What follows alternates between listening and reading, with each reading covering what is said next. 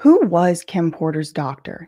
The last one to treat her while she was on her deathbed? You know, the last doctor to really see her alive? Well, I found out, and it's left me with some serious concerns. Kanye West is hospitalized today after a string of several bizarre recent incidents. Kanye West canceled his concert here in LA tonight just hours after ranting and then walking off the stage in Sacramento. They want to monetize and traumatize. I'm Dr. Michael Farzam, CEO and founder of House Call Dr. Los Angeles. It's the 911 call made the night Kanye West suffered a mental breakdown. You're his doctor, sir, is that correct? Yes, correct. West was at his trainer Harley Pasternak's home when police responded to a medical welfare call. Kanye's personal physician, Dr. Michael Farzam, called 911 after the singer acted erratically at his trainer's house. He was threatened. This is a trainer. Come to find out, he was actually Canadian intelligence, but this is my trainer. You and I sit down and have a loving and open conversation, but you don't use cuss words. Second option, I have you institutionalized again, where they medicate the crap out of you and you go back to zombie land forever. Play date with the kids just won't be the same. They wanted to medicate me every day. Dr. Farzam is a concierge physician who makes house calls in his BMW. Realized, like, they could have just switched to medication and I wouldn't be here. And on the news, they would have said it was because of a mental issue. I spend on average about 45 minutes to an hour with each patient, and I don't have to be burdened by the red tape. They can control Jay-Z and Beyonce. But not you, man. But they can't control me. You see, it ain't no name I won't name.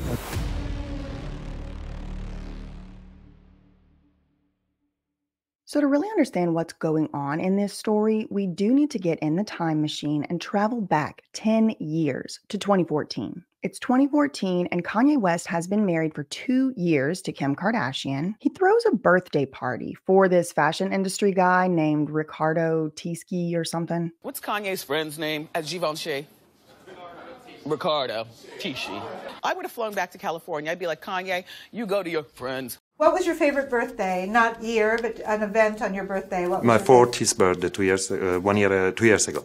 I was possibly not celebrating. In the end, I decided to celebrate in Ibiza, and it was last minute party, and I was not expecting so many people came from all over the world to celebrate my 40th birthday. So to have there all the people before I became who I am today and the people that I'm working today, my new, my old friends, my new friends, I thought it was like one of the most beautiful nights of my life. Now, amongst the invitees of this birthday party are all kinds of Hollywood heavy hitters, including Kanye's mother-in-law at the time, Kris Jenner. Of course, Kim Kardashian was invited, and it is reported that that is where Kris met her now boyfriend, Corey Gamble. Now, who is Corey Gamble? There's a lot of videos about this out there on YouTube that you should go watch, including a series that I did on BJ Investigates literally 2 years ago. I've been calling the man Corey Handler Gamble for literally more than 2 years. But guess who went with Kanye West to New York City on a trip to discuss multicultural issues with Donald Trump? Corey Handler Gamble. Anyway, if you don't know who he is, the TLDR is he is Kris Jenner's boyfriend, but he's also an infamous Hollywood handler who has been creeping around and lurking with some of the entertainment industry's most powerful players for years. Kris Jenner has claimed that she will never marry this man, so I'm not really exactly sure if they're a traditional couple or if maybe something else is going on. Now, Corey did work with Scooter Braun, and he was a powerful music manager in his own right. He also rubs shoulders with some powerful people, like he goes on private plane flights with Jay-Z and Beyonce. He goes partying at concerts with Kylie Jenner, and even though he's kind of like her stepdad, he's like bumping and grinding all over her. I don't really know what that's about. But anyway, like I said, 2014, Kanye throws this party for this random guy, and that's where Corey Gamble allegedly meets Kris Jenner, and they start dating shortly after that. He joined the Kar-Jenners on their family vacation in October of 2014. At the time, Corey Gamble was also Justin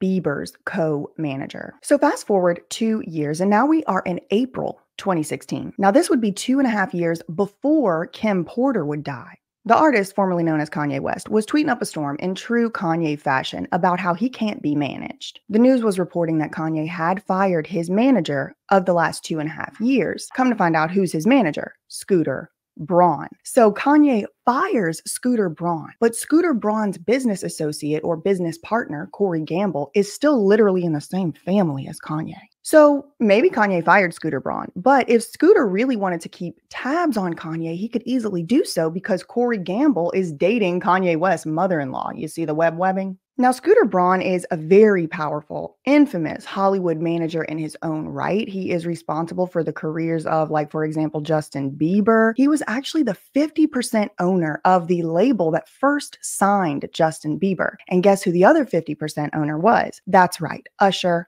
Raymond IV. Usher, who was sent to Flavor Camp at 14, he would grow up and then go on to sign Justin Bieber to a label that he created with Scooter Braun. And then Scooter Braun is also Justin's manager still, all the way in 2018 to that day. Scooter Braun is also the one that Taylor Swift blames for selling her music catalog out from under her. Remember that whole thing? Now she has to do all these Taylor's versions and stuff, but that's a story for another day. This guy, Scooter Braun, was managing Kanye West, and in April 2016, Kanye West comes out and says, I can't be managed. He decides he doesn't want to be managed. He's going to be his own manager. And I have a little bit of a suspicion that that is really what led to the ultimate demise of Kanye West by being picked apart in the media. But again, story for another day, and I've already done many videos on this. Go check out the first 3 videos on BJ Investigates if you want the full rundown from 2 years ago. So he's tweeting, I don't have a manager, I can't be managed, whatever. Okay, so fast forward 6-7 months later, and it's November 2016. Kanye is on the San Pablo World Tour, and the tour stops off in Sacramento, California for a scheduled performance. And this is that time he stopped the show 3 songs in and ranted about Beyonce, Jay-Z, Hillary Clinton, the media, MTV, and everybody else. It's a new world, Hillary Clinton. It's a new world, Barack. It's a new world, Jay-Z. You might not like it, but they gotta hear it. Because you was lied to my... You was lied to by Mark's Up Press. Get ready to write your passive-aggressive comments. Get ready to have a field day, press. So he's mid-world tour. He stops for his concert in Sacramento. During the performance, he goes on this rant, and the very next day, he had another performance scheduled, another concert scheduled, but it was canceled. This all comes on the heels of a series of bizarre concert rants, which were followed by the cancellation of the remainder of his St. Pablo tour. His whole entire tour was canceled after that performance. So he goes off on the media and Beyonce and Jay-Z and Hillary Clinton.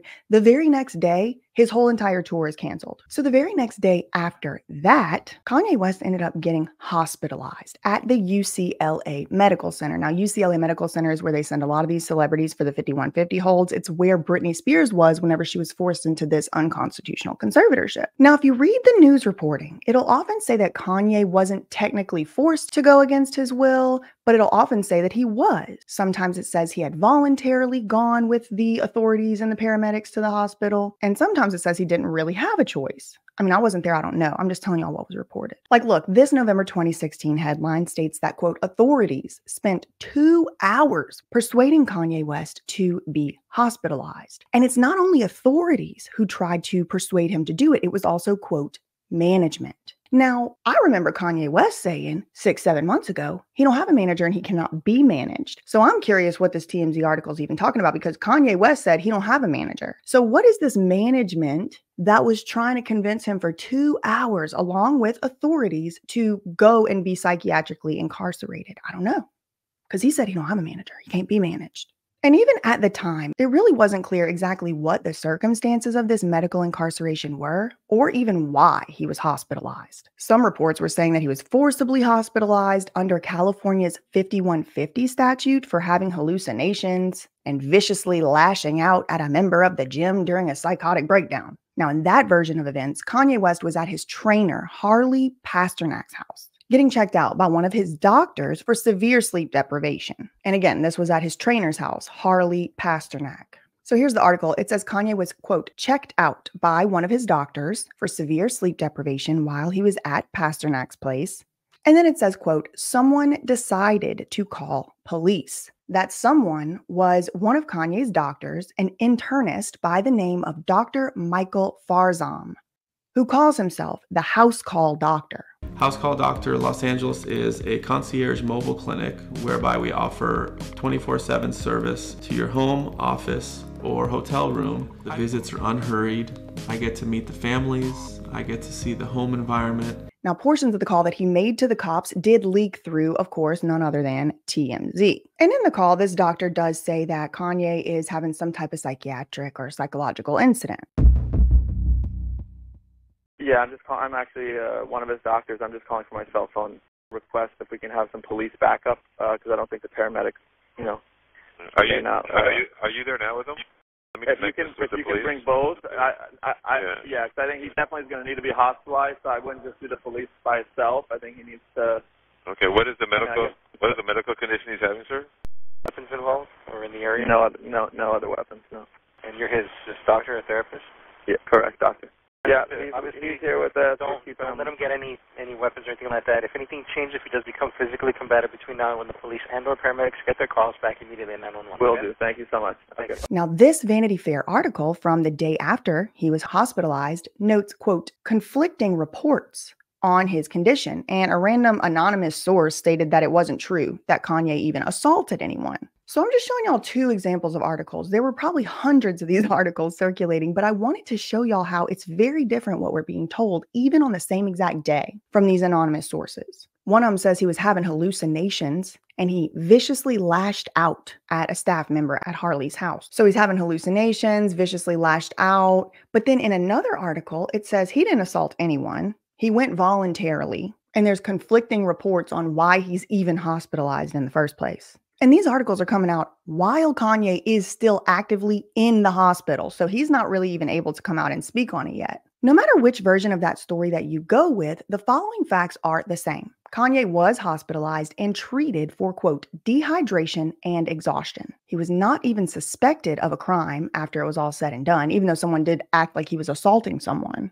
That's not true. That never happened. He was not hospitalized for a crime. He was not hospitalized for violence. It is stated that he was hospitalized for dehydration and sleep deprivation. Kanye West is getting some help. The breaking news tonight, Kanye West hospitalized in LA. Officials confirming to ABC News that the rapper has checked into the hospital. Authorities responded to a disturbance at 1:20 p.m. That call then became a medical emergency, and West was taken to a local hospital for further assessment, where he was declared medically stable. A source close to the star says West is suffering from exhaustion and sleep deprivation. Exhaustion and sleep deprivation. So you can't get dehydrated and skip a night of sleep or 2 without the authorities come and bang down your door, take you off, and drug you against your will out of hospital? It sounds weird to me. I don't think that's very American. These reports, once he was actually hospitalized and they start saying why he's hospitalized, they don't say bipolar. They don't say schizophrenia. It says dehydration and exhaustion. So it's kind of like a bait and switch. All these articles at first were like viciously lashed out, hallucinations, assault. And then come to find out he's just thirsty and needs to take a nap. But this reminded me of 2 other very high-profile celebrity cases, Britney Spears and Bam Margera. Now, I'm not going to get into all the specific details, but I do want to point out just a couple little facts here. Britney Spears, for example, they said was endangering her child when they called the cops to involuntarily imprison Britney Spears. UCLA Medical Center, the same hospital as Kanye West, this is back in 2008. 8 years before Kanye was. It was an ambush to get control over her actions, her medical choices, and her money. And there's ample evidence for this. But for one example, there are some emails from around the time of that conservatorship that do show that the team of handlers around Britney was primarily concerned with being able to drug her against her will. The lawyers and the management for Britney say that their goal is to get a judge on Britney's conservatorship who will allow them to forcibly drug her. Now, Britney herself would later come out and state unequivocally that she was indeed drugged against her will throughout the conservatorship, but in particular as retaliation, as punishment, whenever she started to say no. When she started to say in 2018, 2019, I am not doing this. Y'all told me I could have a break. Y'all told me I could have some time off from this tour, from all these performances, from all this Vegas shit. I've been working like a good little slave for 10 years for you people, and I'm tired. You told me I could have a break. No, I'm not doing anymore. Plus, on top of that, y'all are making me do dance moves I don't want to do, and I said no. Britney said the very next day after she started to say no to her management, which includes the same management as P. Diddy, by the way. Britney says they immediately Immediately the next day after she started saying no, they forced her into this treatment center and they forced her onto lithium. Britney Spears has said that that lithium really messed her up. So we're talking about the bait and switch, right? Where you call the cops and you act like a crime is being committed. So in Kanye's case, oh my God, he's assaulting people, vicious, lashing out, hallucinations, Request if we can have some police backup, because I don't think the paramedics, you know, Are you if you can bring both, yeah, because I think he definitely is going to need to be hospitalized. So I wouldn't just do the police by itself. I think he needs to. Don't let him get any weapons or anything like that. If anything changes, if he does become physically combative between now and when the police and/or cops show up. Oh my God, where's the crime? Where's the crime? Oh, just kidding. He's just, you know, he needs to go to the hospital. He needs to get a little IV. He needs to go get a little booty shot.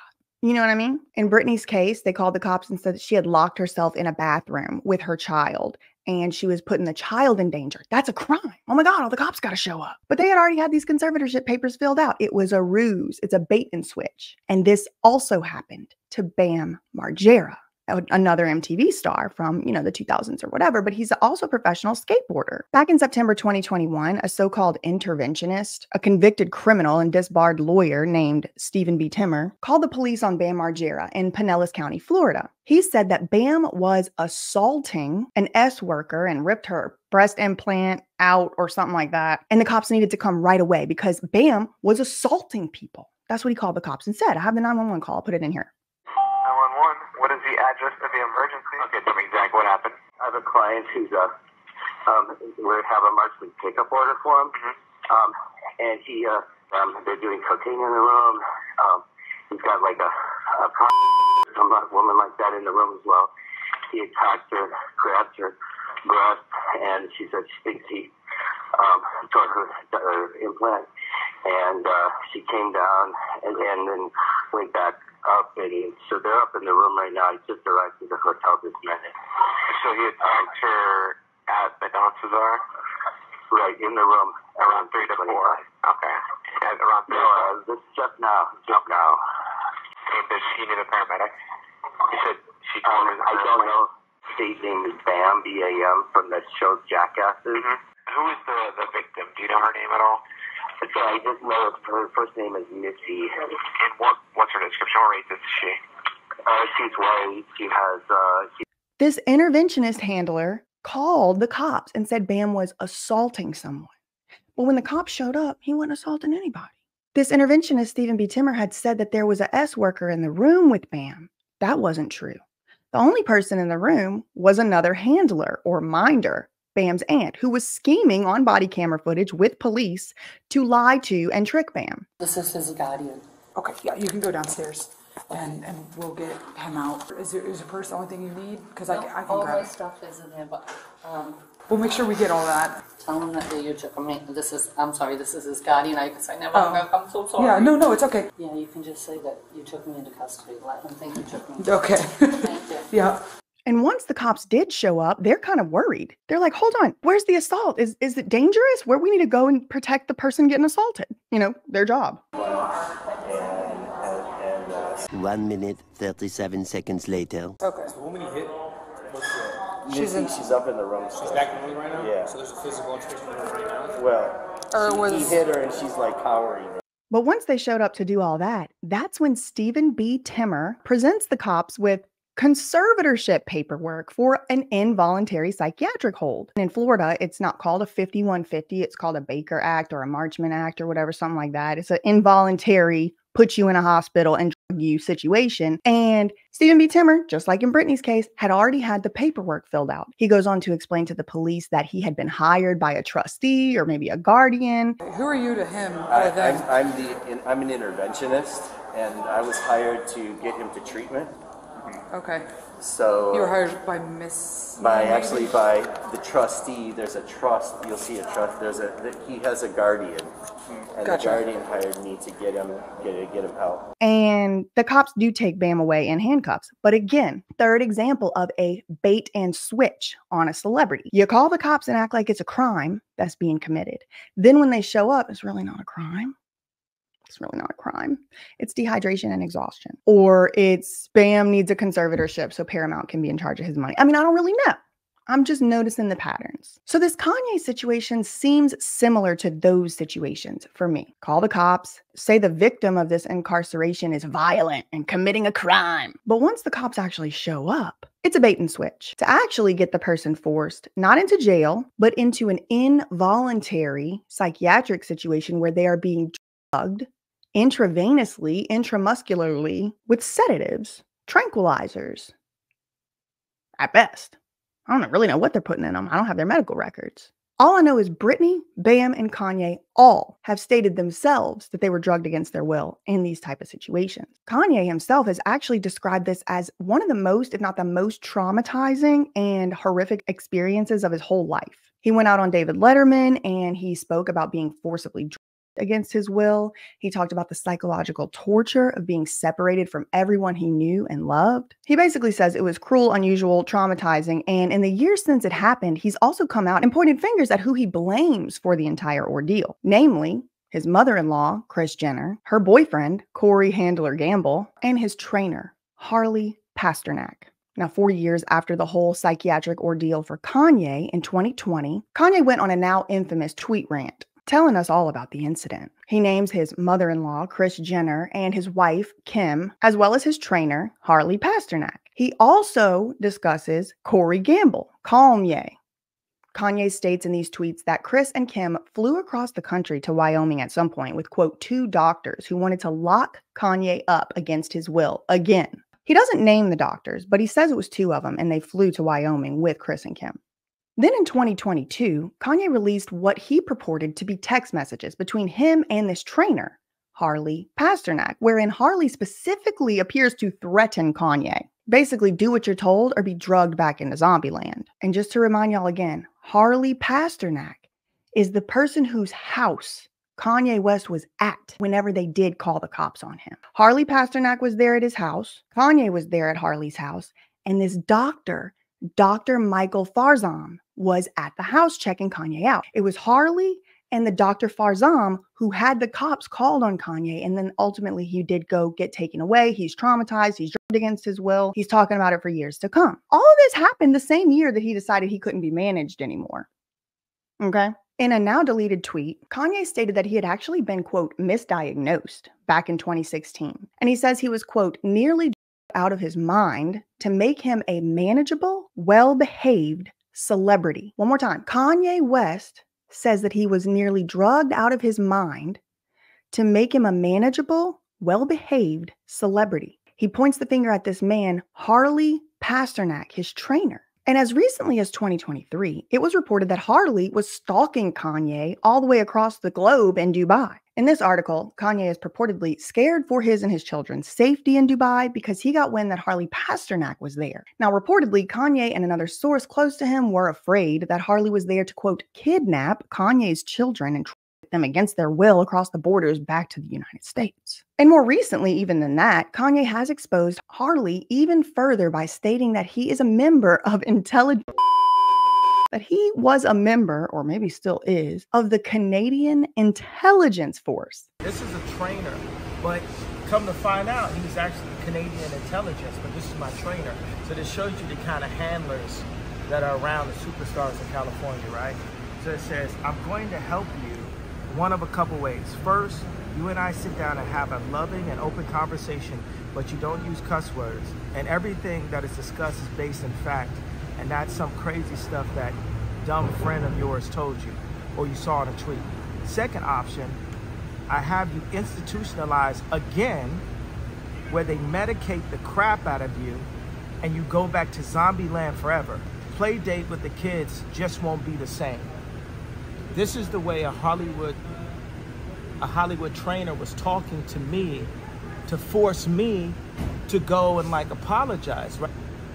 You think about if Harley was part of intelligence, right? What kind of people you think are surrounding my kids? What kind of people you think are in that house right now? So Kanye's implying that this man, Harley, is working for a very powerful government or something. But rewinding back to Kanye's hospitalization in November 2016, this again 2 years before Kim Porter died, and we are going to get to how this all loops back to her, but you have to understand the context before we get there. Kanye is hospitalized November 22nd, 2016. Maybe against his will, maybe not, it's unclear. He claims he was traumatized and forcibly in this facility, nearly out of his mind, and he has released this Harley Pasternak text alleging that this is what Harley told him. I don't know if this is an accurate, authentic text message. I wasn't there, but Kanye West specifically attributed this text message to this former intelligence agent, Harley Pasternak, the guy who had been training him as his personal trainer since like 2004. So Kanye gets out of this hospitalization eventually, and guess where he is 2 weeks later? Trump Tower. Now, at the time, Trump had just won the presidential election in 2016, but he was the president-elect. He was going to become president in January. December, so the month before he's going to become president, but a month after he had been elected president, Kanye West goes to visit him in New York at Trump Tower. 2 weeks after the psychiatric incident where Dr. Michael Farzam called the cops on Kanye, resulting in this forced hospitalization, People magazine runs this now deleted PR push about Kanye and Corey Handler Gamble and how they're apparently basically besties or something. Basically, it says Chris and Kim support their friendship and Kanye and Corey have so much in common. But Kanye himself would later tell a little bit of a different story. Anyway, there is video footage showing Corey Gamble with Kanye West at Trump Tower. So Corey Handler Gamble, 2 weeks after Kanye West was hospitalized against his will by Pasternak and Farzam, Corey goes with Kanye to talk to the president. And there's kind of like, it's kind of unclear exactly what he was talking about. Now, this is not the same time where he went to the White House and held up everybody for 45 minutes and went on a rant. This is different. This is when he went to Trump Tower with Corey Gamble in December 2016. He claims that he was talking about culture and multiculturalism and diversity and family life and stuff, but I can't help but assume Kanye West knew that they were trying to get him, and he was going to somebody he thought might be able to help him, Donald Trump. Now, look, listen, if I'm in trouble, I probably am not going to go to Donald Trump. I'm not the biggest fan of the man. If you followed me for a while, you would know that. I'm also not a big fan of the other guy on the other side either. I'm kind of a little bit above all of this partisanship because I kind of think they're both. Anyway, let me not get too far off in the weeds. Point being, Kanye West was traumatized, forcibly drugged, put in a hospital against his will, slammed in the media. No matter what you think about Kanye West, the man does deserve rights. He deserves due process before he's drugged against his will. And now we apparently have people sending him text messages threatening him to do just that. So I can't really blame Kanye for maybe trying to go to someone who might be able to do something about it, because it definitely doesn't seem like the authorities in LA are going to do anything about it. He's traveling to Wyoming. They're still trying to go 5150 him over there. He's in Dubai. They're chasing him, around over there years later. So he goes to meet with Trump. But Corey Handler Gamble's just right there. And right around the same time, we have People magazine posting a fluff piece for Corey and Kanye's friendship, but that has now been deleted because it was so fake, it made People magazine look stupid. Kanye has come out and said that he don't trust Corey. Kanye has come out and said he don't trust Corey Gamble. He don't like Corey Gamble. He calls him Kanye, and he blames him for this forced psychiatric incarceration. Like in his 2021 song, All Mine, Kanye throws shade at Corey for basically being a gold digger. He said, sometimes you got to bag the boss up. I call it taking Corey Gamble's.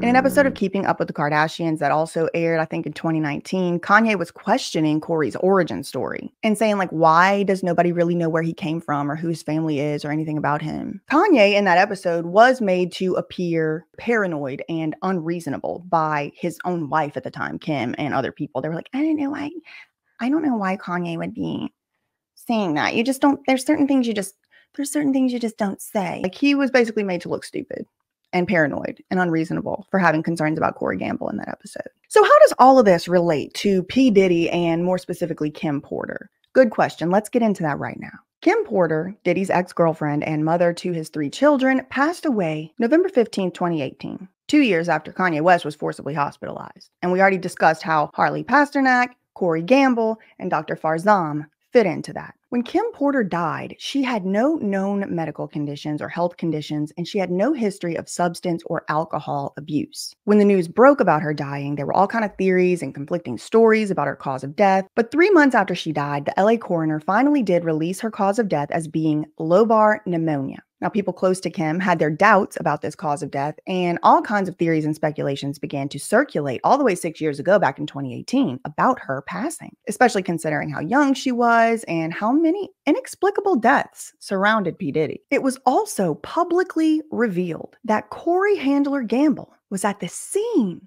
of Kim Porter's death. He was lurking around the house while the cops and paramedics were investigating the death. Well, I was watching a video last night that completely blew the lid off this entire web situation just a little bit more. Some of y'all alerted me to another creator here on YouTube named Noor Jasmine. And shout out to Noor Jasmine because she was talking about this Kim Porter autopsy result literally 3 months ago, all the way back in January. Now, she uploaded a video, January 2024, where she discussed Kim Porter's autopsy report. The autopsy report is a public record that she did receive from a public records request. The video has racked up almost 100,000 views. And I'm assuming by the time I post this video right now, it's going to have more than 100,000 views. So it's safe to say the public is very interested in the contents of this autopsy report, a public record, and in Kim Porter's death more generally. So in this video, she shows the autopsy report, again, a public record she received from a public records request. And Kim Porter's PMD, which I think means primary medical doctor, is disclosed.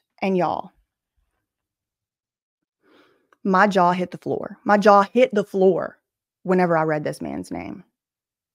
Right there in black and white, clear as day. Look. Here it is. The doctor who was treating Kim Porter on her deathbed, the one who maybe did or maybe didn't appropriately treat her pneumonia while she was dying from it on her deathbed, the one who didn't bother to come and check her out for like 5 days after she reported feeling ill and requested antibiotics, Dr. Michael Farzan. The same Dr. Farzan who called the cops on Kanye West all the way back in 2016 from Harley Pasternak's house, the house call doctor of LA.com. And also, I just want to point out here, in his little video, he says that you're never going to have to wait more than a day or a couple hours or something. I'll put it in right here before he comes. With House Call Doctor Los Angeles, you have personalized concierge attention and a board-certified physician coming to you at your home, office, or hotel 24/7. From the time of the call, the doctor is typically at your home within an hour. Well, I wonder why that wasn't true for Kim Porter. Because it says she called the house call doctor LA.com and said, he's literally called the house call doctor. The house call doctor, he didn't come to the house when she called. He waited 5 days. Or I don't know if it's exactly 5. I'll put in the 2. I think it was, she called on the 7th and he showed up at the 12th. How many days is that? 5 days. So that doesn't really add up with his stated promise that he'll show up within an hour or whatever. Now, I have seen rumors and gossip on, some of these AI videos and things saying that there was some type of discrepancy even with the doctor. Kim Porter had called a certain doctor. He didn't show up. She put a call in for a certain doctor, and then that doctor claims he never got that call.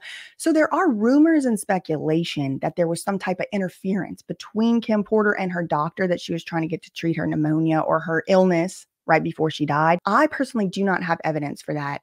I've looked for it. I don't have evidence for that other than rumors and speculation. But if you do, please leave it in the comments down below because I would like to look further. But the last doctor to treat Kim Porter, the last doctor to see her alive, Dr. Michael Farzan, the same doctor who called on the bait and switch on Kanye West. Oh my God, psychiatric emergencies, assaulting people.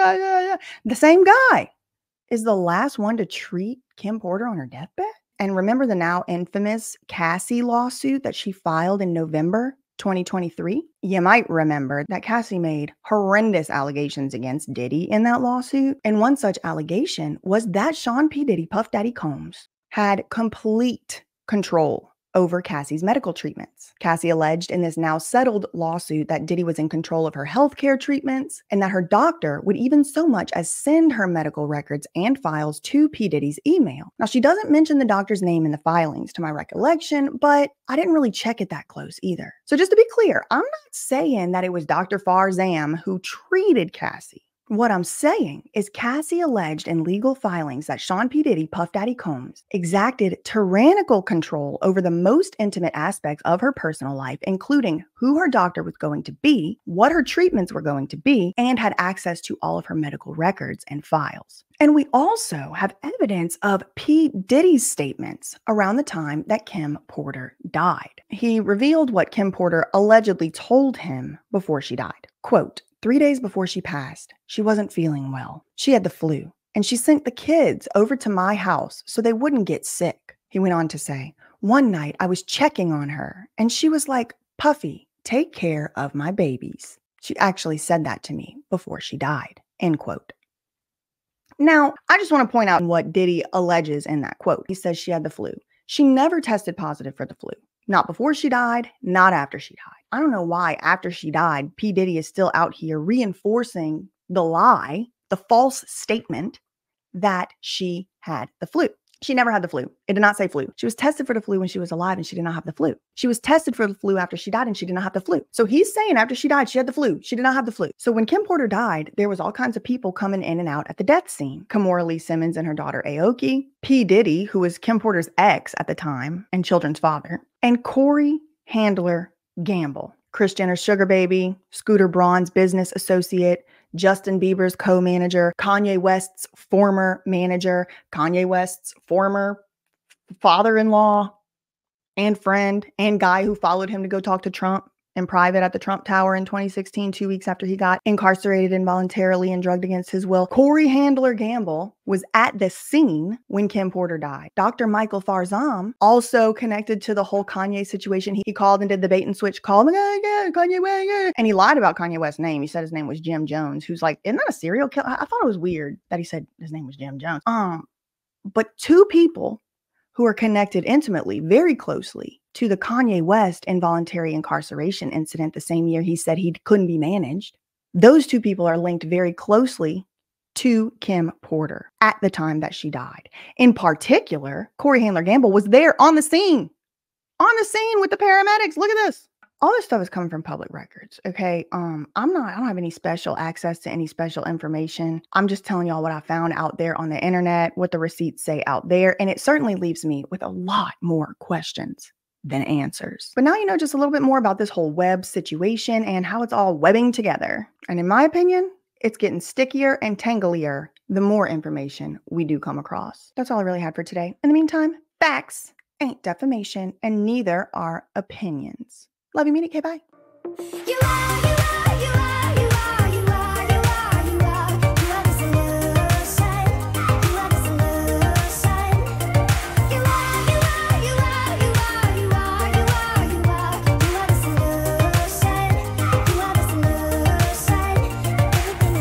Let me tell you something right now because I know you're watching. I will be saying everything you tried to do to me.